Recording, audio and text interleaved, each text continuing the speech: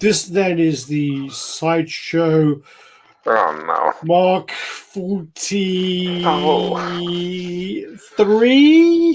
want to say what you thought, Mark 43. This basically was just brought out and shown at the con. This is a bit of a cheap remake kind of thing where you're getting the thing is about the thing about this is it's about 3 years later, and the body does look better, but the thing about it is, like, you know, you're not getting the unmasked head. In the original one, you got the unmasked head. Yeah, but wait a minute. You're talking about prototype paint. The actual paint of the production piece of the original version of this is dog shit.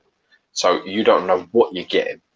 Don't look at that and tell me it's better, because once that's painted, it could look like somebody wiped their fucking clit on it. You have no idea what you're getting paint-wise, because the prototype paint on the last version of this was really good. And then when they released it, it was fucking terrible in hand. It was awful paint job of that Iron Man. Really bad. And then it was slated and panned. They've repainted it, and that's great. Production prototype looks amazing. Like, the paint on it looks really decent. And the pose is not awful. I mean, it isn't Mark VI, which for me is still their best Iron Man. It's still easily their best Iron Man. That one, and probably the first one as well, I really like as well. But I was really impressed with that first time I saw it.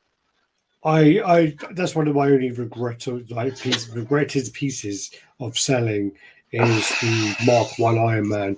The only reason I did sell it was I fucking got good money for it when I sold it. So really good money.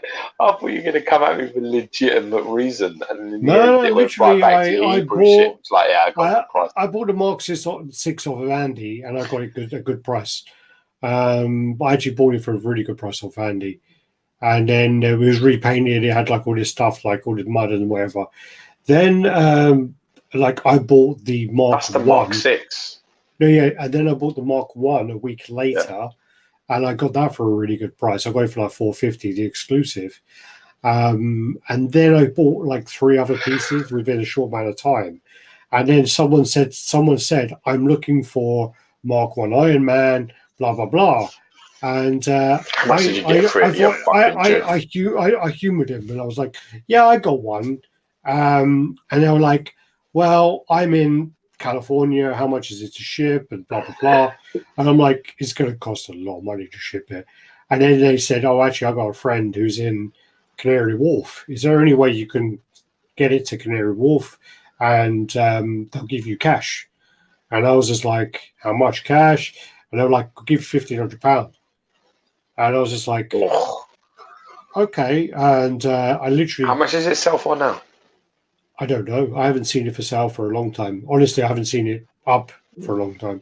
So literally, I was just like, I just bought this for $450. Someone's gonna give me $1,500 cash, and I was just like, okay. Right. So I went all the way to Canary Wharf, right? And I went to this like really like exclusive looking hotel, which was like really like hidden away, and you had to some guy had to come out and escort me in. It was quite bizarre actually. And then I was in the front office. This little Asian woman came out. She basically come out. She just gave me an envelope, and she took the box. And I was like, "Do you not want to check it?" She was like, "No." Walked away. Looked at the box. I wanted £50 notes. Counted them. Okay. Walked away. Messaged the guy saying, "Oh, this woman's collected it." He goes, "Oh yeah, she's going to bring it back to me." 3-4 months later, I messaged him going, "I haven't heard back from you. Is everything okay?" He goes, "I still ain't got it. It's still in London somewhere." And I'm just like, okay. I never heard back from him. Never heard back from him. Jesus Christ. Yeah. That sounds like some sort of like a drug deal. Right. Yeah, it was weird. It was really weird. Did you get your cocaine? Yeah. Was it okay? Yeah. So this is this looks like the actual Iron Man element actually does look really nice from these pictures.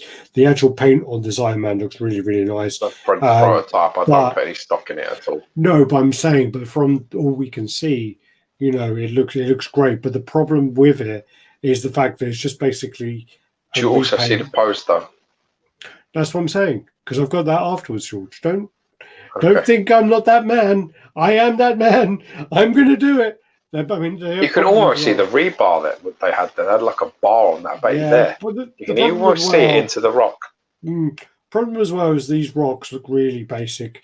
It almost looks like some weird fucking chocolate brownie with rat shit on it.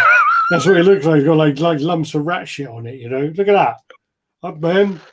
You want to check go get your fucking exterminator in and sort that fucking crap out. But the thing is like, you know, you got that. And I don't think the base looks better. That silver base. Oh, the base is worse. Yeah, it looks worse. And this is actually what it was. This is what it was before. So it's the same pose, you know. That's that one. Same pose. Exactly. Look at that. Yeah, I know it is the same pose. Exactly. But I'm not talking about the pose. I know it's exactly the same statue. I'm talking about, does anybody else get the old West Side Story? Click. Yeah, I do. They can have a little dance. Because I'm definitely getting that sort of little like vibe, like when you're a jet to the end. Jet to the end. Do you know the funny thing? No. He sings that in that song where we got our gay dance from. He does. Yes, when he's at the homes. Yeah, that's mine and Alex's. That's mine and Alex's song. We got a song where basically when we were like about, I don't know, we must have been like 12, 13 years old, right? And we watched Sleeping with the Enemy.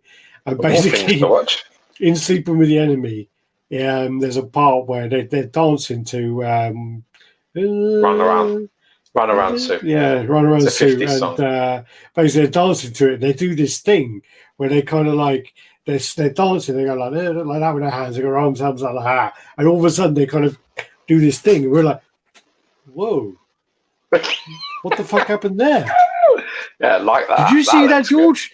Did you see that, George? What did he just do? And then we rewound it about 10 times, and we're doing this fucking like, me and George, like 12, 13 years old. I'm glad my dad didn't walk in because he would have been questioning things even more than usual.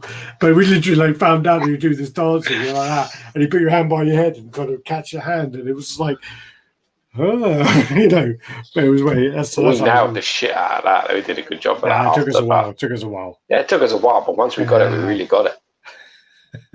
Yeah, it's bad. But you know what? It's them moments. It's them moments, as stupid as that sounds. Now I can't hear that song and think of anything else. Whenever it comes on. Well, that's the thing is whenever one of us hear it, we basically film it and then end up sending it to the other person. Yeah. And then like George sent me a message on like WhatsApp or wherever, and I play it. And Natalia's like, what's that? And I was like, shh, be quiet. She's like, what? I was like, shut up. I'm recording a voice thing. And she's like, okay. And I'm like, you fucking homo. You fucking homo. And she's like, what's that all about? And I was like, yeah, when we were about fucking 12 years old, we were dancing to this song in a room on our own. Good times. Yeah. Anyway, so yeah, that was the piece that's kind of ripped off as the Mark XLIII from Iron Man 3. Moving on. And also, the unmasked head is a big loss. It's a big loss. You get the unmasked head, but the unmasked head wasn't very good, I don't think. Anyway, actually, the unmasked head on this one was better than the War Machine one. But it still, you know, needed some work. But if you lose the unmasked head, yeah, and you're still paying double, then you're losing a lot.